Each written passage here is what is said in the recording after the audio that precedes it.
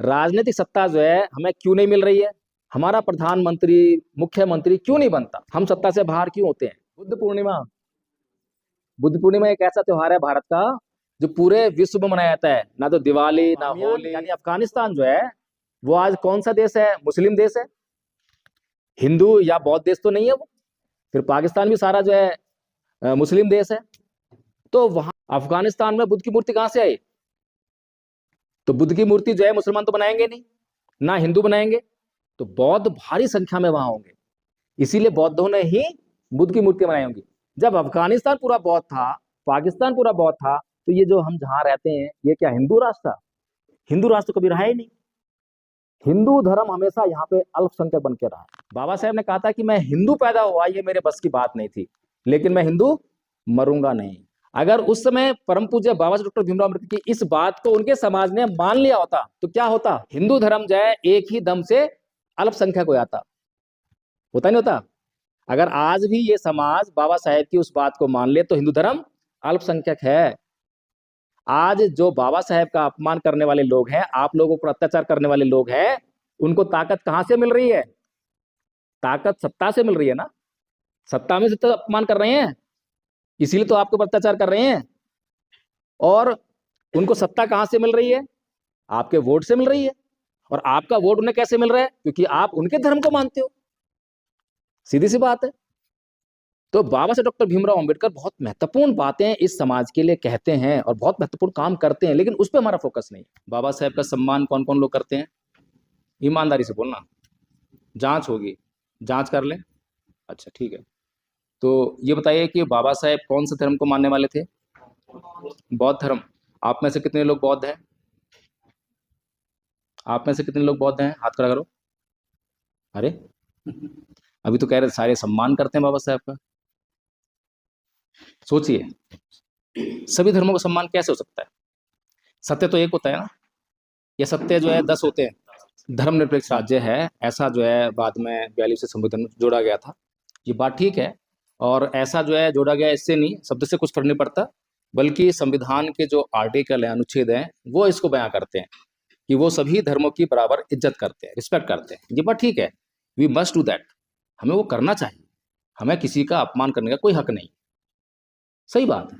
लेकिन हमें जो है अपनी तरक्की के लिए क्या जरूरी है उसको भी नजरअंदाज नहीं करना चाहिए। बाबा साहेब महानतम हस्ती थे भारत की महानतम हस्ती थे या विश्व की?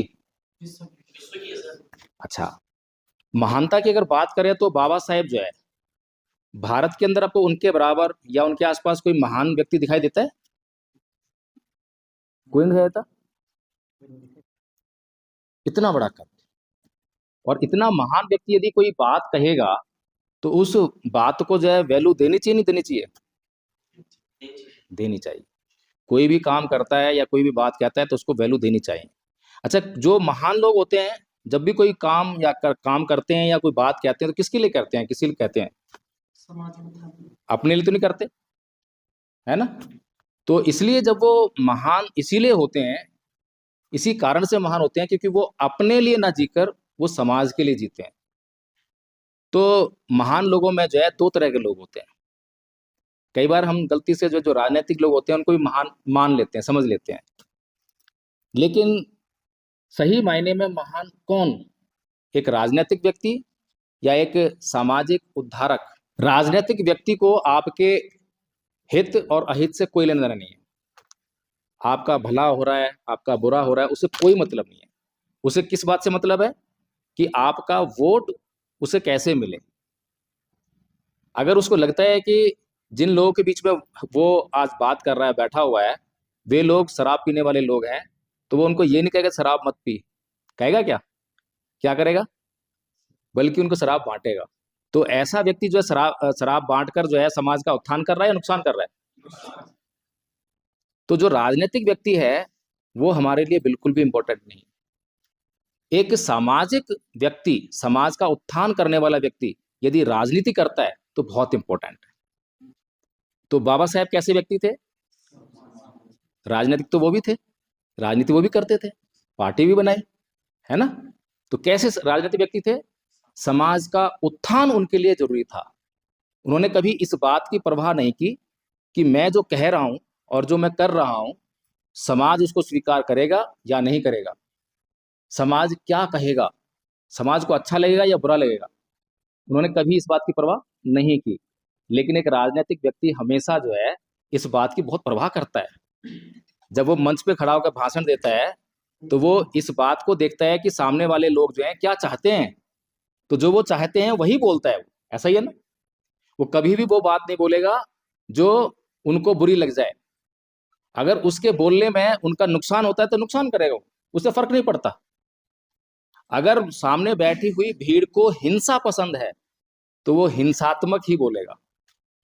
लेकिन एक समाज का उत्थान करने वाला व्यक्ति कभी भी गलती से भी कभी गलत काम नहीं करेगा, कभी भी गलत बात नहीं कहेगा। इसीलिए परम पूज्य बाबा साहब डॉक्टर भीमराव अंबेडकर की जो वैल्यू है वो और भी बढ़ जाती है, क्योंकि उन्होंने कभी भी इस बात की परवाह नहीं की कि उनके समाज के लिए जो काम कर रहे हैं, जो बात कह रहे हैं, वो समाज उसको स्वीकार करेगा या नहीं करेगा, समाज को वो अच्छी लगेगी या नहीं लगेगी। तो ऐसे कौन कौन से काम किए बाबा साहेब ने जो समाज को अच्छा नहीं लगा। पहले 1905 में ये मुद्दा आया था। उसके बाद जैसे हमारे भीमराव अम्बेडकर ने मांग की कि एसटी एससी के अलग से सीटें दो, तो उसके बेस पे अगर धीरे धीरे कहीं ना कहीं ये भी हो जाता है कि एसटी एससी का जो देश है अलग ही टूट जाता इंडिया से। मेरे कहने का मतलब ये है। तो वहां पे गांधी जी ने उनको बताया था कि ये चीजें मत करो और हम आपको एक्स्ट्रा सीट देके आप इंडिया में ही रहो और अलग मत करो एसटी एससी समाज को। ये है मेरे कहने का मतलब सर। जी जी, थोड़ा गलती तो नहीं कह सकते हम इसे, उन्होंने हमारे हित के लिए ही कहा था। बट लेकिन अगर इनकेस ये होता तो शायद आज पता नहीं देश का क्या होता है, ये मुझे समझ उसमें सर होना तो वही चाहिए जो गांधी जी ने किया था। अच्छा था इनका कि हाँ जी जी। पर लेकिन इनका भी हमारे जो भीमराव अम्बेडकर थे इनका भी कोई गलत गलत मत नहीं था, क्योंकि हमारे साथ बहुत सारे भेदभाव हो रहे थे सर ना एक्चुअली उस टाइम। जब हम चीजों को अच्छी तरह से नहीं समझते हैं तो हम, जो हमारा बुरा करने वाला व्यक्ति होता है, उसके षड्यंत्र का शिकार हो जाते हैं। और ऐसा ही होता है, राजनेताओं के षड्यंत्र का हम शिकार रहे। इसीलिए पिछले 70-75 साल से भारत का आजाद होने के बाद, संख्या में बहुत अधिक होने के बाद भी, ये जो समुदाय है राजनीतिक शोषण का शिकार है। किस लिए है? क्योंकि जो राजनीतिक लोग हैं वो इस समाज को किसी ना किसी तरीके से अपने षड्यंत्र में फांस लेते हैं। तो इस बात को समझना चाहिए, बाबा साहेब का लक्ष्य क्या था और गांधी जी का लक्ष्य क्या था, ये हमें समझना पड़ेगा। बाबा साहेब जातिवाद से पीड़ित थे और जातिवाद को उनसे अधिक बेहतर कोई नहीं जानता। तो बाबा साहेब ने एक बात कही थी कि गांधी जी, दाई और जाई में फर्क होता है, दाई और जाई में फर्क होता है। तो जो बच्चा है, बच्चा पैदा करने का जो दर्द है वो जाई जान सकती है, दाई नहीं जान सकती। समझ रहे हैं? तो तुम दाई हो सकते हो इस समाज की, लेकिन जाई तो मैं हूं। तो समझ में आ रही है बात? तो इसलिए बाबा साहेब को किसी भी पॉइंट पर गलत कहना हमारे लिए तो बस की बात नहीं है। तो गलत कहने के लिए तो पहले तो उनके बराबर स्टडी करना पड़ेगा, उनके बराबर नहीं कुछ तो करना पड़ेगा। अधिकार है हमें, बाबा साहब ने ये कहा ही नहीं है कि तुम कभी सोचना मत, तुम आंखें बंद कर लेना, जो मैं कह रहा हूं उसी को मान लेना, कभी नहीं कहा। हमारा कोई भी महापुरुष, बहुजन समाज का कोई भी महापुरुष कभी भी ये बात नहीं कहता कि आंखें बंद कर लो और जो मैं कह रहा हूं वही मान लो। बल्कि केवल यही एक समाज ऐसा है जिसके महापुरुष ये कहते हैं कि किसी भी बात को इसलिए मत मान लो कि मैं ही कह रहा हूं, उसको पहले जांच लेना, परख लेना, तब मानना। तो हमारे लिए जो है बाबा साहेब बहुत इंपॉर्टेंट हैं। और बाबा साहेब के बाद जितने भी लोग अभी इस समाज में पैदा हुए जो ये दावा करते थे कि हम सामाजिक हैं, हम सामाजिक नेता हैं, कोई सामाजिक नेता दिखाई देता है आपको उनके बाद? कोई दिखाई देता है? क्यों? कांसीराम जी कैसे नेता थे, सामाजिक या राजनीतिक? देखिए हम लोग क्यों फेल हैं, हम लोग अभी भी अत्याचार क्यों झेल रहे हैं? पिछले 75 साल में संविधान में हमें सारे अधिकार मिल गए, लेकिन वो अधिकार हमें मिल क्यों नहीं रहे हैं? संविधान में तो मिल गए, लेकिन रियल में क्यों नहीं मिल रहे हैं? आज भी आपके ऊपर जो है किसी को जातिवादी अत्याचार करने का साहस कैसे हो जाता है? कैसे हो जाता है? आज भी किसी को बाबा साहेब का अपमान करने का साहस कैसे हो जाता है? आज भी सुप्रीम कोर्ट के चीफ जस्टिस के ऊपर जूता फेंकने की हिम्मत कैसे हो जाती है? कैसे? इसी कारण से, क्योंकि हम जानते ही नहीं है। We are lacking of such type of knowledge जो हमारे लिए बहुत जरूरी है, इसको हमें ग्रहण करना चाहिए। तो बाबा साहेब के बाद अगर समाज का उद्धार करने वाला कोई व्यक्ति था तो वो मान्यवर साहब कांसीराम जी थे। लेकिन क्या है कि अनफॉर्चुनेटली हम उनको राजनीतिक पर्सनालिटी के रूप में देखते हैं, क्योंकि उन्होंने बहुजन समाज पार्टी की स्थापना की। अब पार्टी की स्थापना तो बाबा साहेब ने भी की थी, सोचिए। लेकिन एम क्या है, उद्देश्य क्या है? बाबा साहेब का एम क्या है? समाज का उत्थान करना। कांसीराम जी का उद्देश्य क्या है? समाज का उत्थान करना। बाबा साहेब के बाद जो है, जो आरपीआई बनी थी, रिपब्लिकन पार्टी ऑफ इंडिया, जिसको लोग कहते हैं कि ये बाबा साहेब की पार्टी है, बाबा साहेब के द्वारा बनाई गई है, एक्चुअली असलियत कुछ और थी। वो बाबा साहेब के बाद बनी हुई पार्टी है। तो आरपीआई के लोग जो हैं, जब साहेब मान्यवर कांसीराम जी जो है इस मूवमेंट में बाद में जुड़े, बाबा साहेब के बाद जुड़े, तो जब उनको ये मूवमेंट समझ में आया और जब वो जुड़े तो आरपीआई के लोगों को उन्होंने ज्वाइन किया।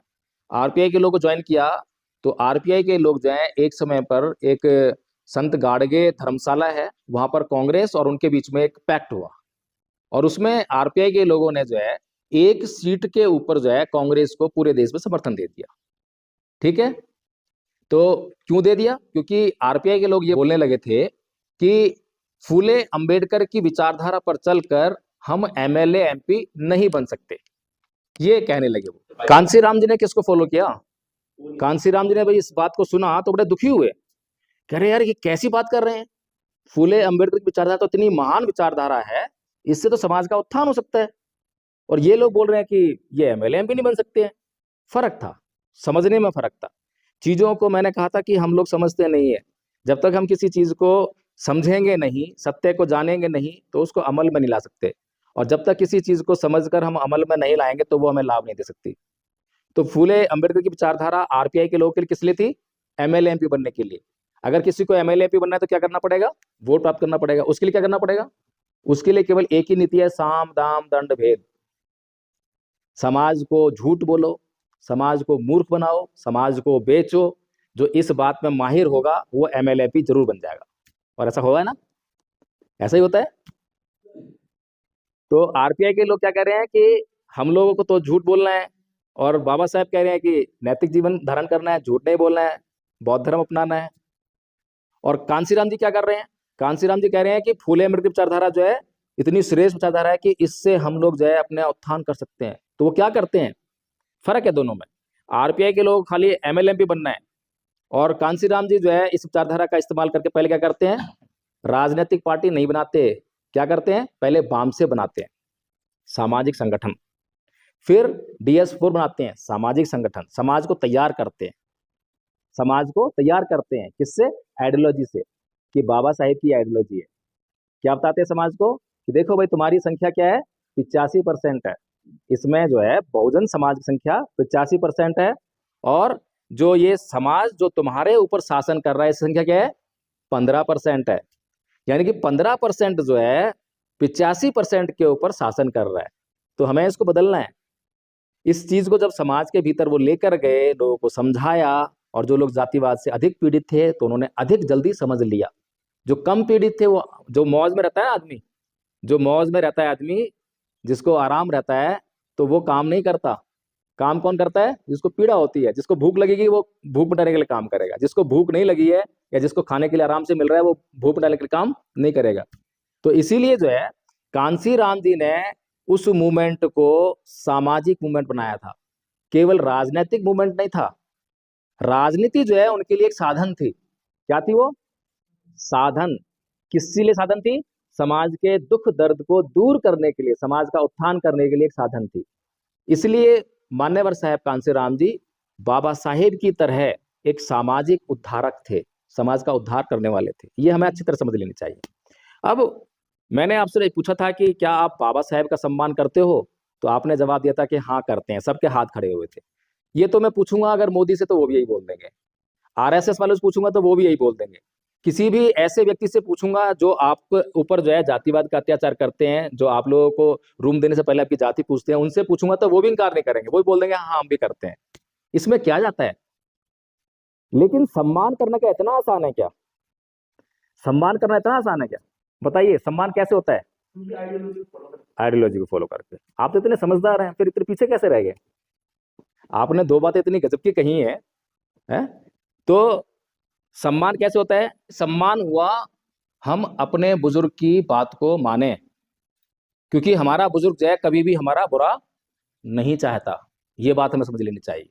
हमारा बुजुर्ग हमेशा हमारा भला चाहता है। तो हमारा बुजुर्ग परम पूज्य बाबा साहब डॉक्टर भीमराव अंबेडकर, वो हमारा भला चाहता था। कितना भला चाहता था कि जब उनके बीवी बच्चों के पास खाने के लिए खाना नहीं है, उस समय जो है उनको छोड़कर और विदेश पढ़ाई करने के लिए जा रहे हैं। समझ रहे हैं इस बात को? इतना तो जानते होंगे। ऐसे आदमी को क्या बोलते हैं? अकलमंद बोलते हैं या पागल बोलते हैं? अभी समाज में अगर आप लोग ऐसा कर लो तो क्या बोलोगे? समाज क्या बोलेगा आपको? पागल बोलेगा ना। तो समाज उनको भी पागल ही बोल रहा होगा, पागल बोला होगा ना। लेकिन उस पागल ने अपना मिशन बनाया था, इसलिए उनको छोड़ के गया था, अपने ऐश और आराम के लिए नहीं गया था। और उनको छोड़कर जो है जब विदेश में गया तो ऐश मौज नहीं कर रहा था। क्या कर रहा था? दिन रात केवल एक ही चीज, पढ़ाई पढ़ाई, विद्वता हासिल कर रहा है, विद्वता हासिल कर रहा है। तो इसीलिए परम पूज्य बाबा साहब डॉक्टर भीमराव अंबेडकर इतना दुख दर्द सहन करते हैं। फिर जब उनको संविधान बनाने का मौका मिला तो वो डायबिटिक है ना, डायबिटीज के मरीज हैं, पैर में भयंकर पीड़ा है। लेकिन क्योंकि उनको पता है कि मुझे संविधान बनाने का मौका मिला है, मेरे पास एक मौका मिला है अपने समाज को उस सभी जो समस्याएं हैं उनसे मैं मुक्ति दिला सकता हूँ, एक झटके में दिला सकता हूँ। तो वो आराम नहीं कर रहे हैं, दिन रात 24 घंटे में से 20-20 घंटे जो है वो संविधान पर काम कर रहे हैं। लोग तो गाल बजा देते हैं जरा सी देर में, लेकिन सोचिए रिस्पॉन्सिबिलिटी क्या होती है और उस रिस्पॉन्सिबिलिटी का निर्वहन कैसे होता है। तो क्या करते हैं? पंखे में रस्सी लटकाते हैं, उस पर अपना पैर लटकाते हैं रस्सी में और फिर स्टडी करते हैं। इस तरह संविधान लिखा गया। सोचिए हमारे ऊपर कितना बड़ा कर्ज है, कोई मामूली कर्ज है क्या? एक बार जो है परम पूज्य बाबा साहब डॉक्टर भीमराव अंबेडकर और नेहरू जी संसद से बाहर निकल रहे थे और नेहरू जी बोलते हैं, अरे अंबेडकर, तुम किन लोगों के लिए काम कर रहे हो? ये लोग तुम्हें कुछ देने वाले नहीं है। और बात भी सही थी। जिस व्यक्ति ने इस देश के लोगों को वोट देने का अधिकार दिया, वही व्यक्ति अपना पहला चुनाव हार गया। अब सोचिए, जिसने संविधान लिखा, जिसने वोट का अधिकार दिया, पहली बात तो उसके खिलाफ किसी को चुनाव लड़वाना नहीं चाहिए था, किसी पार्टी को लड़वाना नहीं चाहिए था। लेकिन वो पार्टी क्योंकि बाबा साहेब की दुश्मन पार्टी थी, इसलिए चुनाव लड़वाया गया। फिर किसी को चुनाव लड़ना नहीं चाहिए था, लड़ा भी गया। और फिर जिसने चुनाव लड़ा वो कोई और नहीं था, वो उसी जाति का आदमी था, अनुसूचित जाति का आदमी था। फिर लड़ा भी गया, लड़ाया भी गया और चुनाव हरवाया भी गया। तो नेहरू जी जो बोल रहे हैं ठीक ही बोल रहे हैं। और नेहरू जी की बात अगर बाबा साहेब मान लेते तो बाबू जगजीवन राम हमारे समाज से हुए, उप प्रधानमंत्री तक बने, तो बाबा साहेब क्या नहीं बन सकते थे? सोचिए। लेकिन उन्होंने क्या जवाब दिया? उन्होंने कहा, है नेहरू जी, मैंने इस समाज में जन्म लिया है, इस समाज का मेरे ऊपर कर्ज है। अगर ये मेरा समाज मुझे पीट पीट कर लैंप पोस्ट पर भी लटका दे तो भी मैं मरते दम तक इसी समाज के लिए काम करूंगा। समझ रहे हैं? इस कर्ज को जो है महसूस करने की जरूरत है। मैं कोई पॉलिटिकल आदमी नहीं हूं और ना ही मैंने यहाँ पर आने के लिए किसी से पैसे मांगे हैं, किसी से पैसे लिए, ना ही मैंने ये इन लोगों को ये बोला कि आप इतनी सारी भीड़ लेकर आना, क्योंकि ये भीड़ का मूवमेंट नहीं है, ये समझने का मूवमेंट है, ये समझकर जो है काम करने का मूवमेंट है। तो हम लोग जो है हमारी समस्याएं क्या हैं और उन समस्याओं से हम जो है कैसे मुक्त हो सकते हैं, इसको समझने का बहुत बड़ा मूवमेंट है। पिछले 70 साल में परम पूज्य बाबा साहब डॉक्टर भीमराव अंबेडकर एक अकेले पढ़े लिखे व्यक्ति थे। एक अकेले पढ़े लिखे व्यक्ति ने हमें क्या क्या दिया? संविधान दे दिया, संविधान में लोकतंत्र दे दिया, हमें सारे अधिकार दे दिए, ये ऐशो आराम की जिंदगी दे दी। लेकिन आज जब लाखों करोड़ों लोग पढ़ लिख गए हैं, पढ़ लिख गए ना, जितने भी आईएएस आईपीएस हैं इस जाति से, एससी एसटी ओबीसी के, सब पढ़े लिखे हैं, कोई अनपढ़ थोड़ा ना है। जितने भी गवर्नमेंट जॉब में सब पढ़े लिखे हैं, जितने भी नेता लोग सब पढ़े लिखे हैं। उसके बाद भी चारों तरफ से आवाज क्या आती है कि संविधान खतरे में है, लोकतंत्र खतरे में है, हमारे अधिकार खतरे में है। ऐसा आ रही है ना आवाज। इसका मतलब क्या समझे? इसका मतलब क्या है? एक अकेला अंबेडकर सब कुछ दे रहा है और लाखों करोड़ों लोग हो गए तो ये आवाज आनी चाहिए हम सब बिल्कुल सुरक्षित हैं, ऐसी आवाज आनी चाहिए थी। लेकिन उल्टी आवाज आ रही है कि हमारा सब कुछ खतरे में है। इसका मतलब ये है कि हम लोग कहीं ना कहीं सामाजिक बेईमानी कर रहे हैं। जो मिशन बाबा साहब डॉक्टर भीमराव अंबेडकर का था उसको हमने समझा ही नहीं। तो मिशन मूवमेंट का हम लोगों ने अब तक नकली खाना खाया, लोभ, लालच और निजी स्वार्थ का। समझ में आ रहा है नकली खाना और असली खाना कौन सा होता है? त्याग, समर्पण और बलिदान का। जब जब जिस जिस व्यक्ति ने समाज में त्याग, समर्पण और बलिदान का खाना खाया, मिशन मूवमेंट का, तब तब समाज जो है आगे बढ़ गया। मान्यवर साहब कांशीराम जी बाबा साहब के बाद कौन सा खाना खाया? असली खाना, त्याग, समर्पण, बलिदान का। क्या बोला कि मैं कसम खाता हूं कि आज जिंदगी अपने घर नहीं जाऊंगा। और जब उनके पिताजी की डेथ हुई तो उनके घर से कुछ ही दूरी पर वामसेव का अधिवेशन चल रहा था। अपने पिताजी की मृत्यु पर भी घर नहीं गए।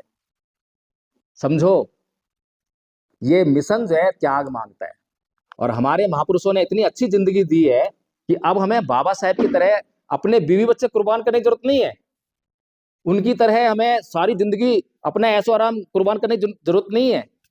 अगर ये सारे पढ़े लिखे लोग एक एक घंटा, रोज का एक एक घंटा भी दें, तो भी ये समाज जो है बहुत खुशहाल हो सकता है। इसका सब कुछ बच सकता है, सब कुछ बच सकता है ना।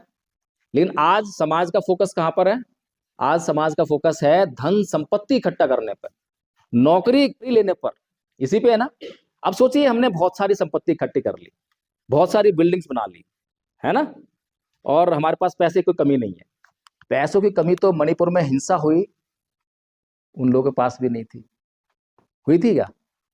बांग्लादेश के प्रधानमंत्री शेख हसीना, उसके पास भी नहीं थी। नेपाल में जो लोग नदी नालों में दौड़ रहे थे, उनके पास भी नहीं थी। पद प्रतिष्ठा भी थी, पैसा भी था, सब कुछ था। लेकिन क्या नहीं था? सामाजिक माहौल नहीं था। सामाजिक माहौल नहीं था ना। इसीलिए हमें फोकस करना चाहिए। अगर हम वास्तव में देशभक्त हैं तो इस देश के एक एक व्यक्ति को सबसे पहले देशभक्ति क्या है वो समझाएं, फिर राष्ट्र क्या है वो समझाएं। क्या अभी जो लोग राष्ट्र का नारा लगाते हैं, देशभक्ति का दिन रात राग अलापते हैं, क्या वो देशभक्त हैं? क्या वो वास्तव में राष्ट्र का मतलब समझते हैं कि राष्ट्र क्या होता है? समझते हैं क्या? बताइए मुझे। अभी मैंने आपसे एक सवाल पूछा था, आप लोगों में से बौद्ध कौन कौन है? तो क्या आंसर निकला था इसका? 0। बाबा साहेब का सम्मान करने वाले लोग बाबा साहेब की बात को नहीं मानते हैं। मैंने कहा था कि बाबा साहेब ने हमेशा वो बात कही और वो काम किया जो समाज के लिए जरूरी था, बहुत जरूरी था। कोई थोड़ा बहुत नहीं, पूरा जरूरी था।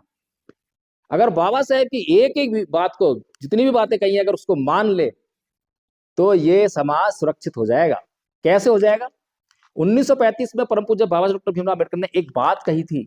बाबा साहेब ने कहा था कि मैं हिंदू पैदा हुआ, ये मेरे बस की बात नहीं थी, लेकिन मैं हिंदू मरूंगा नहीं। अगर उस समय परम पूज्य बाबा डॉक्टर भीमराव अम्बेडकर की इस बात को उनके समाज ने मान लिया होता तो क्या होता? बताइए क्या होता? हिंदू धर्म जो है एक ही दम से अल्पसंख्यक हो जाता। होता नहीं होता? अगर आज भी ये समाज बाबा साहेब की उस बात को मान ले तो हिंदू धर्म अल्पसंख्यक है। आज जो बाबा साहेब का अपमान करने वाले लोग हैं, आप लोगों पर अत्याचार करने वाले लोग हैं, उनको ताकत कहां से मिल रही है? ताकत सत्ता से मिल रही है ना। सत्ता में से तो इसलिए तो अपमान कर रहे हैं, इसीलिए तो आपके ऊपर अत्याचार कर रहे हैं। और उनको सत्ता कहां से मिल रही है? आपके वोट से मिल रही है। और आपका वोट उन्हें कैसे मिल रहा है? क्योंकि आप उनके धर्म को मानते हो। सीधी सी बात है। तो बाबा साहब डॉक्टर भीमराव अंबेडकर बहुत महत्वपूर्ण बातें इस समाज के लिए कहते हैं और बहुत महत्वपूर्ण काम करते हैं, लेकिन उस पर हमारा फोकस नहीं है। फिर 1956 में बाबा साहब ने बौद्ध धर्म ग्रहण किया। क्यों किया? 1950 में संविधान लिख दिया, संविधान लागू करवा दिया, और संविधान लागू करवाने के बाद 6 साल बाद जो बौद्ध धर्म अपना रहे हैं। अगर संविधान में हमारी सभी समस्याओं का हल होता तो बाबा साहब को क्या पड़ी थी हिंदुओं से दुश्मनी मोल लेने की? क्या जरूरत थी आपको जी का जंजाल डालने के लिए, आपको उनसे लड़ाने के लिए, मनुवाद वर्सेस अम्बेडकरवाद? क्या जरूरत थी? लेकिन बाबा साहेब डॉक्टर भीमराव अंबेडकर ने कहा था कि मेरे समाज की सभी समस्याओं का हल बौद्ध धर्म में है। क्यों? क्योंकि जो मान्यवर साहब कांशीराम जी आपको बाद में समझा रहे हैं, वो बाबा साहब पहले ही समझ गए हैं कि ये समाज, कौन समाज? SC ST OBC समाज पहले जो है बौद्ध था या नहीं था? इतिहास पढ़ा है आप लोगों ने? पढ़ा है? तो कैसे बौद्ध थे बताओ? आप लोग बौद्ध थे या हिंदू थे? क्या थे आप? बौद्ध थे। कैसे पता लगा आपको? क्या सबूत है आपके पास? प्रमाण क्या है? ऐसे तो कुछ भी नहीं कह सकते हम। प्रमाण सब कहना चाहिए, क्योंकि हम स्टूडेंट्स हैं। स्टूडेंट्स जो है कोई भी बात कहते हैं तो उसकी वैल्यू होनी चाहिए, और वैल्यू कब होती है, जब हम प्रमाण के साथ में कोई बात कहते हैं। तो अभी आपने जो है अफगानिस्तान में बामियान में जो है, जब तालिबान ने वहां पे आक्रमण करके उस पर कब्जा कर लिया, तो बहुत बड़ी बड़ी मूर्ति थी बुद्ध की बामियान में, आपको पता लगा होगा ना, तोड़ी थी वो, टीवी पे काफी रिपोर्टिंग हुई उसकी जो है। तो बामियान यानी अफगानिस्तान जो है वो आज कौन सा देश है, मुस्लिम देश है, हिंदू या बौद्ध देश तो नहीं है वो। हिंदू और बौद्ध तो वहां देखने को भी नहीं मिलते, सुनने को नहीं मिलते हैं। फिर पाकिस्तान भी सारा जो है मुस्लिम देश है। तो वहां पर जो है बुद्ध की मूर्तियां कहां से आई, अफगानिस्तान में बुद्ध की मूर्ति कहां से आई? तो बुद्ध की मूर्ति जो है मुसलमान तो बनाएंगे नहीं, ना हिंदू बनाएंगे, तो बौद्ध भारी संख्या में वहां होंगे, इसीलिए बौद्धों ने ही बुद्ध की मूर्ति बनाई होंगी। जब अफगानिस्तान पूरा बौद्ध था, पाकिस्तान पूरा बौद्ध था, तो ये जो हम जहां रहते हैं ये क्या हिंदू राष्ट्र था? हिंदू राष्ट्र तो कभी रहा ही नहीं। हिंदू धर्म हमेशा यहाँ पे अल्पसंख्यक बन के रहा है, ये हमारा मूल धर्म है ही नहीं। चलिए ठीक है, अब हम इस पचड़े में नहीं पड़ते धर्म के, क्योंकि अभी आपने कहा कि मैं सभी धर्मों की इज्जत करता हूं, लेकिन बाबा साहब ने तो ये कहा ही नहीं। केवल संविधान में ये बात निश्चित की कि सबको अपने अपने धर्म को मानने का अधिकार है, उसको प्रोपेगेट करने का अधिकार है। लेकिन जब बाबा साहब डॉक्टर भीमराव अंबेडकर खुलेआम ये कह रहे हैं कि मैं हिंदू पैदा हुआ, ये मेरे बस की बात नहीं थी, लेकिन मैं हिंदू मरूंगा नहीं, तो क्या इसमें हिंदू धर्म का अपमान हो गया? क्या उन्होंने अपमान किया? नहीं, ये मेरी मर्जी है भाई, संविधान मुझे भी तो वही लिबर्टी दे रहा है, वही फ्रीडम मुझे भी तो है, अधिकार है कि नहीं है? मैं चाहे जिसको मना करूं, चाहे जिसको स्वीकार करूं। इस देश के इतिहास को जब परम पूज्य बाबा डॉक्टर अम्बेडकर ने स्टडी किया, तो उन्होंने पाया कि इस देश का इतिहास जो है दो संस्कृतियों के संघर्ष का इतिहास है, इसके अलावा कुछ नहीं है। एक तरफ ब्राह्मण संस्कृति है, दूसरी तरफ बौद्ध संस्कृति है। ठीक है, जब भगवान बुद्ध ने इस देश में अपने धम्म का प्रचार किया, तो उस धम्म को जो है सबने ग्रहण किया, क्योंकि ये धम्म जो है दवा था, लोगों के दुख दर्द दूर करने का एकमात्र रास्ता था। तो बहुत सारे ब्राह्मण भी इस धर्म का हिस्सा बने।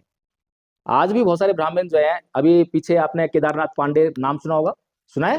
केदारनाथ पांडे, जिन्होंने जब धर्म परिवर्तन किया, मूलतः ब्राह्मण परिवार में पैदा हुए, सारे वेद पुराण सबका अध्ययन किया, लेकिन जब वो किसी बौद्ध भिक्षु के संपर्क में आए और बौद्ध धर्म का अध्ययन किया, तो हिंदू धर्म छोड़ दिया, बौद्ध धर्म ले लिया, और उनका नाम क्या हुआ? राहुल सांकृत्यायन, महापंडित राहुल सांकृत्यायन, ये तो सुना होगा नाम।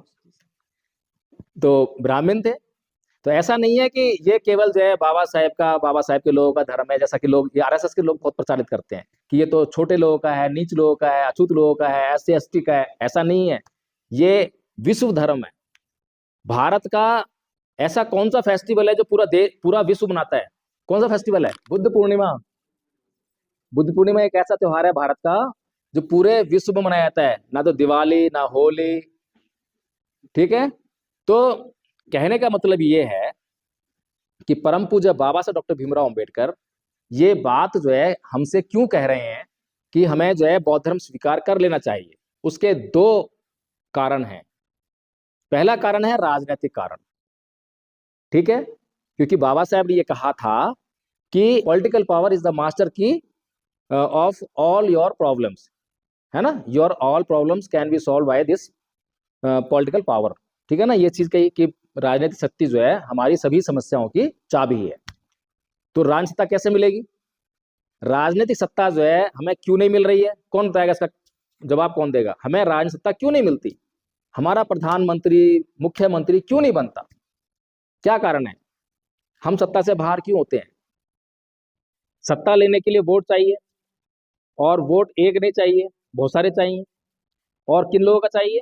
उन लोगों का चाहिए जो कि विभिन्न जाति, विभिन्न धर्मों, विभिन्न भाषाओं, विभिन्न क्षेत्रों, भाई इतने बंटवारे हैं कि उनको इकट्ठा करना, जो इकट्ठा कर लेगा वही सत्ता हासिल कर लेगा। सीधी सी बात है, यूनाइट करना मुश्किल है। तो जो यूनाइट कर लेता है वो सत्ता मिल जाती है, जो यूनाइट कर लेगा वो एमएलए बन जाएगा, जो यूनाइट कर लेगा एमपी बन जाएगा। तो बाबा साहेब इस बात को जानते हैं। बाबा साहेब जानते हैं कि ये समाज जो है हजारों जातियों में बटा हुआ है। किसको? एससी एसटी ओबीसी को पहले तो पहचान करते हैं, आइडेंटिफाई करते हैं ना कि ये तो पहले बौद्ध थे, है ना। तो उसको यूनिफाई करने के लिए, उसको यूनाइट करने के लिए क्या कह रहे हैं, क्या मूल मंत्र दे रहे हैं कि जैसे छोटी मोटी नदी और नाले मिलकर महासमुद्र का, जब समुद्र मिल जाते तो महासमुद्र का निर्माण करते हैं, वैसे ही ये छोटी मोटी जातियों में बटा हुआ विकराल समाज जब ये अपनी जातियों को समाप्त करके बौद्ध बन जाएगा तो ये एक महासमुद्र का निर्माण करेगा। तो फिर सत्ता कहां रहेगी? दूर रहेगी क्या? मैंने कहा था कि हमारा महापुरुष और विशेष तौर पे बाबा साहेब जो भी बात कह रहे हैं बहुत अध्ययन के बाद कह रहे हैं, बहुत गहरी रिसर्च के बाद कह रहे हैं और हमारे लिए बहुत इंपॉर्टेंट है। एक तो कारण क्या हुआ, मैंने दो कारण बोले थे कि दो कारण थे बौद्ध धर्म अपनाने के। पहला कारण पॉलिटिकल, ठीक है। दूसरा कारण क्या था? दूसरा कारण था कि बौद्ध धर्म एक दवा है, बौद्ध धर्म एक दवा है और बाकी के धर्म एक तरफ और बौद्ध धर्म एक तरफ। क्योंकि बाकी के धर्मों का अगर आप अध्ययन करेंगे उसके इतिहास का तो आपको मिलेगा कि लोभ, लालच और हिंसा के आधार पर उनका प्रचार हुआ। एम आई राइट और रॉन्ग? इस्लाम को आप जानते ही हैं, हिंदू धर्म का भी प्रचार चल ही रहा है। ईसाईयत को आपने देखा है खूब अच्छी तरह से, कितना वॉयलेंस हुआ है, किसके लिए? धर्म के लिए। और फिर कार्ल मार्क्स को यह कहना पड़ा कि धर्म अफीम का नशा है? लेकिन बाबा साहेब क्या कह रहे हैं? बाबा साहेब कार्ल मार्क्स की उस बात से इत्तेफाक नहीं रखते थे। तो बाबा साहेब कह रहे हैं कि धर्म नैतिक जीवन का आधार है। अब कौन गलत है कौन सही है? कार्ल मार्क्स सही है या बाबा साहेब सही है? अगर बाबा साहेब सही हैं तो बाबा साहेब की विचारधारा का प्रचार क्यों नहीं हो रहा?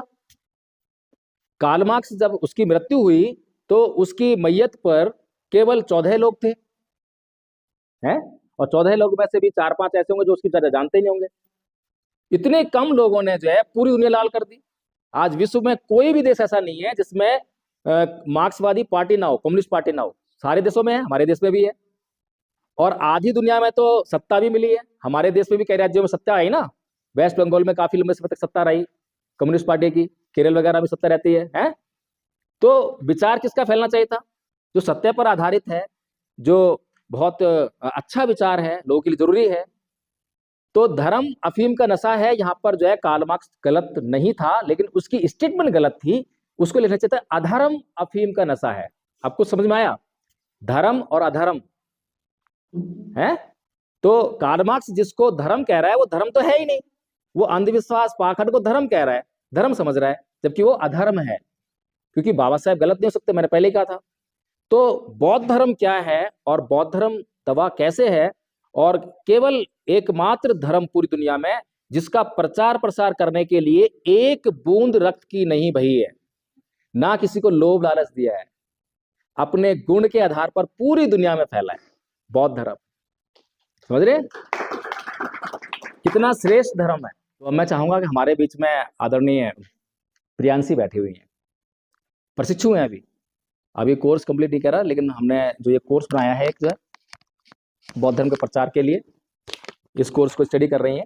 तो मैं चाहूंगा आपको कुछ बताएं बौद्ध धर्म के बारे में। नमो तस्य भगवतो अरहतो सम्मा संबुद्धस्स। मैं उन सम्यक संबुद्ध को नमन करती हूँ जिन्होंने अपनी समस्त इंद्रियों पर पूर्णता स्थापित करके अपने चित्त क्लेश को परिशुद्ध किया। सब पापस्य करणं कुशलस्य उपसंपदा सचित परियोदपनं एतं बुद्धानुशासनं। सभी पाप कर्मों का न्याय करना, सभी पुण्य कर्मों का करना, यही बुद्धों की शिक्षा है। मनो पुब्बंगमा धम्मा मनो सेठा मनोमया मन साचे पद उठेन वास्ति वा करोति वा ततोनक दुख मन वेति चक्कंग व वैतो पद। मन सभी प्रवृत्तियों का अगवा है, मन ही उनका प्रधान है, वे मन से ही उत्पन्न होती हैं। अगर हम कोई भी काम दूषित मन से करते हैं तो दुख हमारा अनुसरण उसी तरह करता है जिस तरह की चक्का पहिया खींचने वाली बैलों के पैरों का। नहीं वेरण वेराणी समन्तित कुदाचनंग ऐस धम्मो सनातनो। वैर से वैर कभी शांत नहीं होता, अवैर से ही वैर शांत होता है। लेकिन जो हमारे छोटे छोटे बच्चे जो हैं, जो आचार्य बन चुके हैं, तो सम्मा संबुद्धस्स, मैं उन सम्यक संबुद्ध को नमन करना चाहता हूँ जिन्होंने अपनी समस्त इंद्रियों पर पूर्णतया नियंत्रण स्थापित करके अपने चित्त कलेशों का अंत कर दिया और काम, क्रोध, लोभ, द्वेष, इच्छा, राग इत्यादि को अपने चित्त से निकाल मार कर अपने चित्त को परिशुद्ध किया। मनो पुबंगमा धम्मो बुद्धसेट्टा मनो मय मनसा च पदुतेन भासते वा करोति वा तत्तो ये कितने छोटे बच्चे हैं? सब पाप समझ में आया है कि ये जो बौद्ध धर्म है क्या क्या इसमें ऐसा है जो इसको एक भी बूंद जो है रक्त की नहीं बहानी पड़ी और पूरी दुनिया इसको एक्सेप्ट कर रही है। अभी आपने यूक्रेन और रूस का युद्ध देखा, अभी वो बैठ के जो क्या कर रहे हैं, समझौता कर रहे हैं, शांति स्थापित करने के लिए इसको बंद करने की बात कर रहे हैं। यही बात जो है बुद्ध ने जब कहा है कि ना ही वेरेन वेराणी समन्ति द्वाचनंग अवेरन च समन्ति ऐस धमोसनंतनो, कि वैर से कभी वैर शांत नहीं होता, अवैर से ही वैर शांत होता है, यही सनातन नियम है।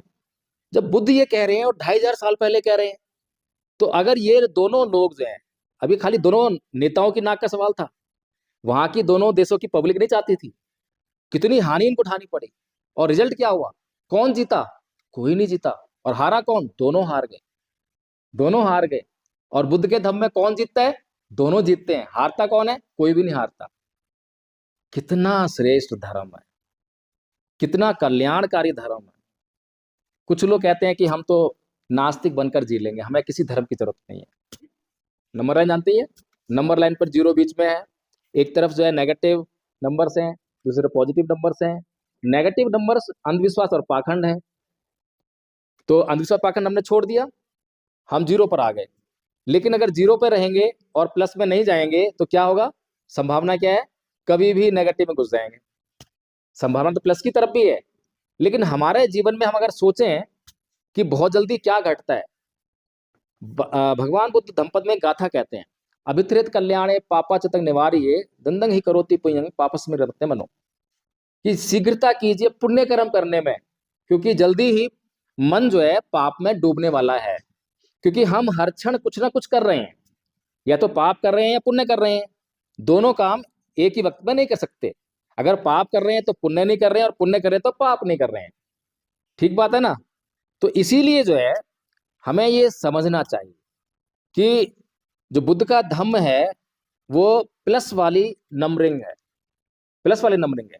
फिर आपका जो प्रश्न था कि पुनर्जन्म पर है, एक मिस्ट्री बनी हुई है, लेकिन इसको जो है हम लोग कभी भी ये नहीं कहते हैं कि आप मान लीजिए, क्योंकि बुद्ध का धर्म जो है स्वयं से अनुभव करने का धर्म है, कुछ भी मानने का तो है ही नहीं। भगवान बुद्ध कभी भी नहीं कहते कि मान लीजिए।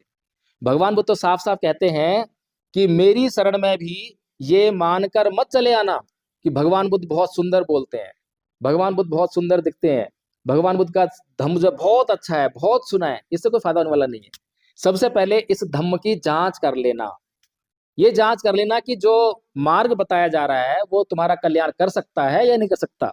जब ये जांच कर लो और तुम्हें लगे, ये पता लगे कि हाँ ये कल्याण हो सकता है, तभी तुम मेरी शरण में आना। क्योंकि अगर तुम बिना जांच किए, बिना संदेह मिटाए, बिना प्रश्न किए मेरी शरण में आ भी गए, तो तुम्हें मैं मार्ग बताऊंगा, तुम उस पर चल नहीं पाओगे, क्योंकि बिना श्रद्धा के कहाँ चल पाता आदमी। और जब जिस टीचर के भीतर, जिस बात के भीतर हमारी श्रद्धा आ जाती है, तो उसके बाद हमारा डेडिकेशन आता है, श्रद्धा से डेडिकेशन आता है। और जब हम किसी भी बात को, किसी भी काम को डेडिकेटेड हो जाते हैं, तो क्या होता है? काम हो ही जाता है। सीधी सी बात है, सफलता की तो और कोई दूसरी बात ही नहीं है। तो इसीलिए भगवान बुद्ध जो है पहले महामानव है, पहले महामानव। क्योंकि एक मैंने कहा था कि महापुरुष जो है समाज उनको जो है पागल ही कहता है। तो भगवान बुद्ध क्या कर रहे हैं? भगवान बुद्ध से पहले जो और भी लोग तपस्या करते थे ना, ऋषि मुनि तपस्या करते थे, तो काय के लिए करते थे? वो स्वर्ग की खोज के लिए, कि उनको स्वर्ग जाना है, और किस लिए? सुख प्राप्त करने के लिए, और किस लिए? अप्सराओं के लिए। यही तो रहते हैं उनके खोज के विषय। लेकिन पहली बार जो है संसार में एक महामानव हुआ, जो ना तो स्वर्ग की खोज में गया, ना अप्सराओं की खोज में, ना सुख की खोज में। किसकी खोज में गया? दुख की खोज में गया। वो पहला व्यक्ति जो दुख की खोज में गया। तो समाज क्या कहेगा उसको? अरे पागल है यार, लोग तो सुख चाहते हैं और ये दुख चाह रहा है? तो क्यों चाह रहा है वो दुख जो है? पहले वो दुख को परिभाषित करते हैं। क्यों करते हैं? अगर ये मोबाइल जो है मैं किसी कमरे में रख दूं और आपको बोलूं कि जाओ मोबाइल ले आओ, और आप मोबाइल कभी देखा नहीं आपने, ले आओगे मोबाइल? नहीं लेके आओगे। लेकिन अगर मैं मोबाइल को थोड़ा परिभाषित कर दूं, उसको डिफाइन कर दूं, देखो मोबाइल ऐसा होता है, टच करो तो ऐसे लाइट जलेगी, चौकोर होगा, इतना बड़ा होगा, तो थोड़ी देर में ले ही आओगे। सीधी सी बात है ना? इसीलिए सबसे पहले हमें जो है दुख को पहचानना आना चाहिए। इसीलिए भगवान बुद्ध ने दुख को पहले डिफाइन किया। क्या कहा? जाति भी दुखा, जरा भी दुखा, व्याधि भी दुखा, मरणम भी दुखं, शोक परिदेव दो मनस्यु पाया सापी दुखा। यम्पि छंगने लभति तम्पि दुःखं पियहि विपयोगो दुःखो अपियहि संपयोगो दुःखा संकितेन पचुपादान खंदापि दुःखा। यानी कि जन्म लेना दुख है दुख होता है, फिर रोग दुख है, बुढ़ापा दुख है, मरना दुख है, प्रियजन जब बिछड़ते हैं तो दुख होता है, अप्रियजन जब मिलते हैं तो दुख होता है, जो चीज हम चाहते हैं नहीं मिलती है तो दुख होता है। कुल मिलाकर 5 स्कंदों से निर्मित यह शरीर दुखों का घर है। अब दुख को पता लग गया भाई दुख क्या है, तो दुख पता लग गया तो दुख को कोई अपने पास में रखेगा, दुख को नष्ट करेगा, उसके कारणों को नष्ट करेगा। इसीलिए भगवान बुद्ध ने दुख का कारण क्या है उसको पहचाना। तो क्या बोलते हैं, अनेक जाति संसारं संधा विसंग अनिविसंग गह कारक विसंतो दुखा जाति पुनः पुनः गह कारक दिठोसी पुनः गहंग न कहासी सब बातें फासु का भग्गा गह कूटम विसंकितम विसंखार गतंग चित्तंग तड़हान खय मत जगा। कि मैं अनेक जन्मों तक भटकता रहा, खोजता रहा, ढूंढता रहा, अनुसंधान करता रहा और बार बार दुखों में पड़ता रहा, लेकिन हे घर बनाने वाली तृष्णा, अब मैंने तुझे देख लिया है और अब तू दोबारा घर नहीं बना पाएगी, क्योंकि मैंने घर बनाने वाली तृष्णा यानी कि उसको नष्ट कर दिया है। मेरा चित्त संस्कार रहित हो गया है, संस्कार से मुक्त हो गया है। सीधी सी बात है। तो पुनर्जन्म का मतलब समझ में आ गया। पुनर्जन्म कैसे हो रहा है, जैसे ही हमारे भीतर तृष्णा उत्पन्न होती है तो पुनर्भव होने लगता है, वही पुनर्जन्म है। हम मर गए हैं तो मर के पीछे छूट रहा, क्योंकि अगर मैं किसी से पूछूं आप लोगों से, क्योंकि आप लोगों को तो अभी इतना ज्ञान नहीं है, सभी प्राणी जन्म लेते हैं, हम मनुष्य हैं, मनुष्य के अलावा बहुत सारे प्राणी, कुत्ते बिल्ली जानवर वगैरह सारे प्राणी हैं। तो प्राणी उत्पन्न क्यों होते हैं, क्या उद्देश्य है उनका, क्या मरने के लिए उत्पन्न होते हैं? हम क्यों जन्म लिया हमने, केवल मरने के लिए? बताइए मुझे। अभी हम लोग आप लोग इतने मेहनत कर रहे हैं, पढ़ाई लिखाई करेंगे, फिर नौकरी करेंगे उसमें मेहनत करेंगे, फिर धन संपदा इकट्ठा करेंगे उसको बचाने में मेहनत करेंगे, फिर बच्चों को, फिर एक दिन मर जाएंगे। क्या मरने के लिए हमने जन्म लिया था, क्या इतनी मेहनत करने के लिए जन्म लिया था? बताइए। नहीं, जन्म का लक्ष्य है, उत्पन्न होने का लक्ष्य है, जीवन का लक्ष्य है निर्वाण को प्राप्त करना। क्या बोले भगवान बुद्ध कि मैं अनेक जन्मों तक भटकता रहा, जब भी जन्म लोगे तो क्या मिलेगा, दुख मिलना है। लेकिन हम तो सुख के पेरे में फंसे हुए हैं। जैसे सुख आता है सुख तो दिखाई देता है, लेकिन उस सुख के पीछे भीतर जो है जो दुख है वो हमें दिखाई नहीं देता। ये चाय मीठी है और मैं डायबिटिक हूं, मुझे उस चाय में जो रस है जो मीठापन है वो तो दिखाई दे रहा है, और मैं उस जो दुख है उसको भूल जाऊं तो फिर क्या होगा, मेरे दुख को कोई दूर कर सकता है? यही तृष्णा है, मेरे तृष्णा ही दुखों का कारण है। इसीलिए भगवान बुद्ध एक बात और कहते हैं, बताने से निहितानि चै सोमसानि भवति नंतनो ते सोत स्थिता सुखे सिनो ते वे जाति जरूपगनारो। कि सुख के फेरे में पड़ा हुआ मनुष्य बार बार दुखों में आ गिरता है, सुख के फेर में। हम जीवन में इतने दुख हैं उसको नहीं देखते हैं, लेकिन जरा सा सुख मिलता है तो सुख की चाह में फिर जीने के लिए उमड़ पड़ते हैं। ये तृष्णा हमें बार बार जन्म लेने के लिए मजबूर करती है। खैर, कुल मिलाकर कहने का मतलब ये है, इतनी ज्यादा भी डिटेल जानने की जरूरत नहीं है। हमें परम पूज्य बाबा साहब डॉक्टर भीमराव अंबेडकर, जो कि महानतम विद्वान है और कोई मामूली विद्वान नहीं है, बहुत बड़े विद्वान है, अगर उनका अपमान करने का कोई कार्य कर रहा है तो वो मोदी, आरएसएस, अन्य लोग नहीं कर रहे हैं, बल्कि उनका अपना समाज कर रहा है। क्योंकि उनके अपने समाज ने जो इस समाज के लिए जो बहुमूल्य बातें कही, जो कार्य करने के लिए कहा, जो मिशन चलाने के लिए कहा, उसको नहीं किया, नहीं चलाया, बल्कि उसके इतर बहुत कुछ कर, सब कुछ करेगा, सब कुछ कर रहा है, लेकिन जो बाबा साहेब ने कहा वो नहीं कर रहा है। इसीलिए आज मैं यहाँ इस परिसर में आया, जब मैंने पूछा कि कितने बौद्ध हैं तो एक भी नहीं मिला, क्योंकि हमने जो है बाबा साहेब को समझा नहीं। तो इसीलिए मैं यहाँ पर इसलिए आया हूँ कि मुझे जो है इस भारत को बौद्धमय करना है, और भारत के लिए बौद्ध धर्म बहुत जरूरी है, पूरी दुनिया के लिए बौद्ध धर्म जरूरी है। बौद्ध धर्म एक दवा है। भगवान बुद्ध जो है एक अपराधी को, एक चोर को, डाकू को अपराधी तो कहते ही हैं, साथ में क्या कहते हैं कि ये बीमार है। क्या बोलते हैं? ये बीमार है और बीमार का इलाज करना चाहिए। केवल बुद्धि कह सकते हैं ये बात, अन्य कोई नहीं कह सकता। अन्य तो कहते हैं कि ये अधर्मी है, इसको मार डालो, ये पापी है, पाप को नष्ट करो। पाप को नष्ट नहीं करते, वो पापी को नष्ट करते हैं। तमाम दुनिया भर के ग्रंथ जो है भरे पड़े हैं इन्हीं बातों से। पाप नष्ट नहीं होता किसी का, क्या नष्ट होता है? पाप ही नष्ट होता है। और भगवान बुद्ध क्या करते हैं? पापी को नहीं छूते, वो जो है उसके पाप को मार देते हैं।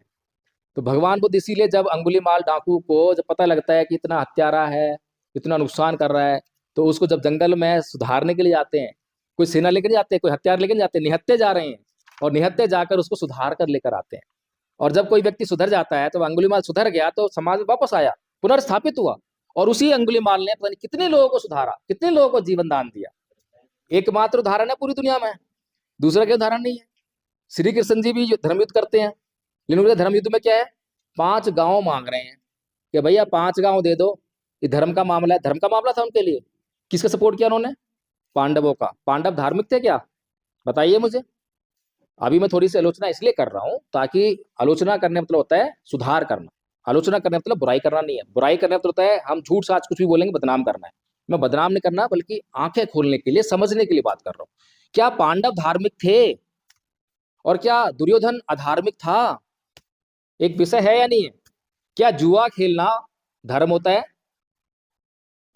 क्या जुए में अपनी स्त्री को, अपने भाइयों को हारना धर्म होता है? तो श्री कृष्ण जी किसके साथ खड़े हैं? धर्म के साथ में या अधर्म के साथ में? और पूरा देश क्या कर रहा है? सोचिए। अभी नमन का अर्थ बताया, मैं उन सम्यक संबुद्ध को नमन करता हूं। ये मामूली नमन नहीं है, ये कोई हिंदू की तरह का पूजा पाठ नहीं है। पूजा का मतलब ही बदल दिया। भगवान बुद्ध ने क्या बोला था? असेवना च बालानंग पंडितानंग च सेवना पूजा च पूजनीयानंग एतक मंगल उत्तम, कि मूर्ख जनों की संगति मत करना, क्योंकि मूर्ख लोगों के साथ जाओगे तो उनकी मूर्खता का तुम्हें भी परिणाम भुगतना पड़ेगा। पंडित जनों यानी विद्वान लोगों की, उन लोगों की जिनके पास आपका कल्याण करने के लिए कुछ न कुछ ज्ञान है, उनकी संगति करना। फिर पूजा से पूजनीयानंग, किसकी पूजा करनी है? जिनके पास आपका कल्याण करने के लिए कुछ ज्ञान है। आप अपने गुरुजनों का सम्मान करते हैं, शर्तें ना। जो स्टूडेंट अपने गुरुजन का सम्मान नहीं करता, क्या गुरुजन उसको कुछ ज्ञान देता है? ज्ञान तो बहुत है गुरु के पास, लेकिन सम्मान नहीं करा, जिसको नहीं दूंगा। तो जब सम्मान मिलता है तो गुरु जो है अपना ही ज्ञान नहीं, बल्कि ढूंढ ढूंढ के जहां ज्ञान होता है उसको भी लाके उसको दे देता है। कैसे? सम्मान से। तो भगवान बुद्ध जो पूजा का मतलब यही कह रहे हैं। ये नहीं है कि धूप बत्ती अगरबत्ती इससे करो वैसे करो, कुछ भी करो, उसको सम्मान फील होना चाहिए, क्योंकि उसके पास एक गुण है आपका कल्याण करने का। इसीलिए मैंने कहा कि ये धम्म जो है बहुत महत्वपूर्ण है। इसीलिए हम लोग जो है इस धम्म का प्रचार करने के लिए निकले हैं। लेकिन इस धम्म का प्रचार तो पिछले 56 से हो रहा है, अभी तक भारत बौद्ध में क्यों नहीं हुआ? बाबा साहेब के साथ में जिन लोगों ने धर्म परिवर्तन किया वो लाखों लोग थे, लाखों लोग थे ना।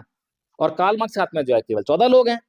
तो 14 लोग बहुत कम होते हैं, और लाखों लोग अगर काम करते तो बहुत जल्दी भारत बौद्ध होना चाहिए था। क्यों नहीं हो पाया? क्योंकि वे लोग केवल प्रतीकात्मक धर्म प्रचार कर रहे हैं। झंडा उठा लिया पंचशील का और कह रहे हैं, नारा लगा रहे हैं, बौद्ध धर्म की क्या पहचान, मानव मानव एक समान। बौद्ध धर्म का ये नारा करुणा मैत्री भाईचारा, क्या धर्म प्रचार हो जाएगा? इससे नहीं होने वाला। क्योंकि बुद्ध का धर्म जो है एक्सपीरियंस करने का धर्म है। जब आपको कभी कोई बीमारी होती है, दुख तकलीफ होती है, और कोई आप दवा लेते हो और दवा आपको फायदा करती है, फिर क्या करते हो? नहीं, फिर उसके बाद करते क्या हो? समाज में जिस जिसको तकलीफ होती है जाएगा बताते हो ना खुद ही, वो पूछता नहीं फिर बताते हो। तो यही होता है, इसीलिए तो धर्म फैला है बौद्ध धर्म। जिन लोगों ने इसको एक्सपीरियंस कर लिया, खुद से एक्सपीरियंस किया, जिसको लाभ हुआ, वो फिर दूसरों को बताता है, यार देखो मुझे कितना लाभ हुआ, मेरा जीवन बदल गया। ऐसे ही हमने जो है ये कोर्स जो है, इसके ऊपर बहुत सारी पिक्चर्स भी हैं। ये कोर्स अब तक जो है 250+ लोगों को करा दिया और उनका जीवन बदला। और हम ये गारंटी देते हैं कि जो ये कोर्स कर लेगा उसका जीवन ना बदले तो हमारी गर्दन पकड़ लेना। ऐसी गारंटी कोई डॉक्टर भी नहीं दे सकता, आपको दे सकता है क्या? लेकिन हम गारंटी दे रहे हैं, मेरा गर्दन पकड़ लेना। लेकिन एक कंडीशन है, अगर मैं आप लोगों को एक कार गिफ्ट कर दूं तो आपको फायदा होगा? होगा नहीं होगा? नहीं होगा, क्योंकि कार को चलाना सीखना पड़ेगा। सही कह रहा हूं? अब कार आपने चलाना सीख तो फायदा हो ही जाएगा, हो जाएगा? तब भी नहीं होगा, क्योंकि कार को चलाना पड़ेगा। आप समझ में आ गई बात? तो ये कोर्स जो है पहले तो याद करना होता है। जब इसको याद कर ले, जैसे इनको याद है, ये जितने बच्चे छोटे छोटे याद है, यहाँ पर 5 साल से लेकर 80 साल तक के लोगों ने इस कोर्स को याद किया है। कोई बहाना नहीं किसी के पास कि मैं नहीं कर सकता। अनपढ़ महिलाओं ने, अनपढ़ पुरुषों से लेकर प्रोफेसर तक, PhD तक लोगों ने इसको कोर्स को किया है और सबको फायदा हुआ है। एक छोटी सी घटना बताता हूं आपको कि कैसे फायदा होता है। हमारे एक साथी हैं, दिल्ली पुलिस में जॉब करते हैं। तो वो हमारे साथ में, हम दोनों हस्बैंड वाइफ, और वो दोनों हस्बैंड वाइफ जो है तो पार्क में सुबह सुबह मिला करते थे, एक्सरसाइज कर रही। उसके बाद जो यही धर्म की हम जो थोड़ी सी एक गाथा याद कर रहे थे। तो वो गाथा जो है उनको सुना रहे थे, वही सिखा रहे थे। उन्होंने सीख भी ली थी, याद कर ली थी, अर्थ भी याद कर लिया था। अकोछी मंगा बदी मंगा जिनी मंगा आसी में ये चत्तंग उपनयन की व्यंग्य संग न संबत्ति। उसने मुझे मारा, उसने मुझे डांटा, उसने मुझे लूट लिया, उसने जीत लिया, जो ऐसा अपने मन में रखते हैं उनका वैर कभी शांत नहीं होता। ये गाथा उनको याद करा दी थी। एक बार उनकी मैडम का फोन आया, प्रकाश जी घर पे आ जाइए। 3 दिन से बोलचाल नहीं है। अब सोचिए 3 दिन से बोलचाल नहीं, कितनी गंभीर समस्या पैदा होगी। हम लोग घर पे गए तो वो ड्यूटी से वापस आए थे और मैडम उनके लिए पानी लेकर आई। तो क्या बोलते हैं कि अगर ये लोग घर पे ना आए होते तो ये पानी का गिलास तेरे मुंह पर देकर मारता। इतना गंभीर समस्या। तो मैंने उनसे केवल एक बात पूछी कि आदरणीय जी ये बताइए, हम हर रोज सुबह सुबह एक गाथा याद करते हैं, उसका मतलब क्या है, बस इतना बता दीजिए। इतना पूछना था और उनके चेहरे से गुस्सा बिल्कुल छू, चेहरे पर मुस्कान आ गई और उसके बाद वो पानी का गिलास लिया, पी लिया और बिल्कुल नॉर्मल। सोचिए क्या हुआ और क्या हो रहा है। क्या हमारे देश में, इस दुनिया में हर कोई इस समस्या से पीड़ित नहीं है? क्या हर एक घर में ये समस्या नहीं चल रही है? लेकिन हम तो बुद्ध के धम्म को प्रतीकात्मक लेके चले, सिंबॉलिक बना रखा है, पूजा पाठ करने के साथ बना रखा है। ये पूजा पाठ करने के लिए नहीं है, ये जीवन में अपना एक्सपीरियंस करने का है। हर क्षण जो है मैं क्या कर रहा हूं उसको समझने का धर्म। अगर इतना मैंने कर लिया तो मेरे जीवन से पाप कम होता रहेगा, पुण्य आता रहेगा। मतलब अच्छे जो काम है वो बढ़ेंगे और गलत काम जो है कम होते रहेंगे। फिर मेडिटेशन पर आधारित है। केवल बुद्ध ने ये टेक्निक दी है। अभी आपको कोई भी आपका बुजुर्ग जो है जब काम करने के लिए कहता है क्या बोलता है? ध्यान से करियो। ध्यान मतलब क्या होगा? With full focus. जो काम दिया उसी पे फोकस रहना चाहिए। अब ये फोकस हमारा अधूरा है, इसीलिए हमारी स्टडी कम है? अब जो लोग जर्नल क्लास से कंपटीशन करते हैं, जो एग्जाम देते हैं, उनकी रैंक कितनी जाती है? उनके लिए नंबर कितने चाहिए? बहुत ज्यादा चाहिए। हम लोग को रिलैक्स मिलता है तो कम नंबर चाहिए। ऐसा क्यों? हमारे अंदर कोई क्वालिटी नहीं है क्या? क्वालिटी है क्या? नहीं है, सब कुछ है हमारे अंदर, लेकिन हम अपने भीतर की क्वालिटी को पहचान नहीं पा रहे। बुद्ध के धम्म को जो अपना लेगा, इस पे हमने लिखा है, देखिए, क्षमा करना सीखिए, सहनशील बनिए, धैर्य रखिए, अप्रमादी रहिए। अप्रमादी क्या है? जो मैंने संकल्प ले लिया, जब तक वो संकल्प पूरा ना हो मैं चैन से नहीं बैठूंगा। यही तो एक कारण है। हमारा लक्ष्य ही छोटा होता है। लक्ष्य क्या है? एससी की कितनी लिस्ट आती है? इतनी, हाँ बस इतना लेना है। अब वो उतना भी ना पाता। अगर जनरल वाले का लक्ष्य क्या है? उतना, और भाई उतना नहीं आ गया तो नौकरी मिलेगी, उतना है, उससे ज्यादा लेना है। लक्ष्य, बाबा साहब कहते हैं लो एम इज क्राइम, छोटा लक्ष्य अपराध है। कहने के लिए आदरणीय साथियों, बच्चों, बहुत कुछ है मेरे पास, लेकिन बहुत समय लग जाएगा। मैं आप लोगों को, ठंड का समय है, मुझे पहले ही आगाह कर दिया गया था आदरणीय मुरारी जी ने, फिर भी मैंने आप लोगों का इतना बहुमूल्य समय लिया है, इसके लिए मैं क्षमा प्रार्थी हूँ, आपको जो भी कष्ट हुआ है। लेकिन मैं आप लोगों से ये उम्मीद करता हूँ कि परम पूज्य बाबा साहब डॉक्टर भीमराव अम्बेडकर के प्रति जो है सच्चाई से कृतज्ञ होइए, कृतज्ञता को समझिए, उस कर्तव्य बोध को समझिए। अगर आप लोग इसको समझ गए, इस मूवमेंट को समझ गए, तो हम लोग जो कार्य कर रहे हैं वो बहुत जल्दी सफल होगा। नहीं समझे तो सफलता तो मिलेगी, आज नहीं तो कल। आरएसएस की स्थापना 1925 में हुई थी, 2014 में उनको सत्ता मिली थी। 100 साल तक उन्होंने जो है मेहनत करी, अनवरत मेहनत की, और उन्होंने पॉलिटिकल पार्टी नहीं बनाई, सामाजिक कार्य किया, धार्मिक कार्य किया। और उनका जो कार्य है वो झूठ पर और कल्पनाओं पर आधारित है। झूठ पर और कल्पनाओं पर आधारित कार्य को भी उन्होंने समाज में फैला दिया, और हमारा कार्य सच्चाई पर आधारित है। बताइए, एक भी बात मैंने गलत कही आपको? कितना इंपॉर्टेंट बातें कही, लेकिन इसका प्रचार नहीं हो रहा है। जब इसका प्रचार नहीं होता फैलेगा क्या? झूठ का प्रचार हो, झूठ फैलेगा, सत्य का प्रचार हो, सत्य फैलेगा। सीधी सी बात है। सत्य बड़ी जल्दी हार मान जाता है, क्योंकि सत्य को मानने वाले लोग, अच्छे लोग जो हैं, डर जाते हैं, घबरा जाते हैं, संघर्ष से हत्या डाल देते हैं। लेकिन चोर उचक्के और झूठ बोलने वाले लोग कभी हथियार नहीं डालते, कभी सरेंडर नहीं करते, दिन रात लगे रहते हैं, तो कामयाब होते हैं। सीधा सा मूल मंत्र है। तो ठीक है, मैंने अपनी बात समाप्त कर दी है। और जिन लोगों को ये कोर्स करना है, ये पंपलेट मुझसे ले ले और अपना जो है नाम नंबर मुझे लिख कर दे दीजिए। आप जो है इस कोर्स में जो है, बहुत छोटा कोर्स है, 2-3 दिन लगेंगे, आराम से करेंगे और कराएंगे हम। जिम्मेदारी हमारी है, हम केवल ये कहते हैं अपनी सहमति दीजिए। आप बोलिए कि आपको रात के 12 बजे टाइम है, तो रात के 12 बजे आपकी व्यवस्था करेंगे। वैसे हमारी गूगल मीट चलती है, गूगल मीट से सब कुछ सिखाया है। जो है सुबह चलती है 5 से 8, दोपहर को 3 से 4:30 चलती है, शाम को जो है 7 बजे से 10 बजे चलती है। गूगल मीट जुड़िए, आप केवल 15 मिनट एक बार वाचन करिए और क्विट कर दीजिए। स्टूडेंट्स है ना, आपका टाइम नहीं खराब करेंगे, ठीक है ना। और जब ये आप कोर्स कर लेंगे और इसको आप समझ लेंगे, फिर दूसरों को भी कराइए, बताइए दूसरों को कि ये कितना इंपॉर्टेंट है, हमारे समाज का मिशन क्या है, बाबा साहब का मिशन क्या है, हम लोग, हमारे दुख कैसे दूर हो सकते हैं। तो इससे हमें दोनों दुख दूर होने वाले हैं। राजनीतिक दुख जो है वो भी दूर होगा, और जो आध्यात्मिक दुख जो है, मानसिक दुख जो है, वो भी दूर होगा। तो ठीक है, मैं अपनी बात की समाप्त करता हूँ। बहुत बहुत साधुवाद, धन्यवाद।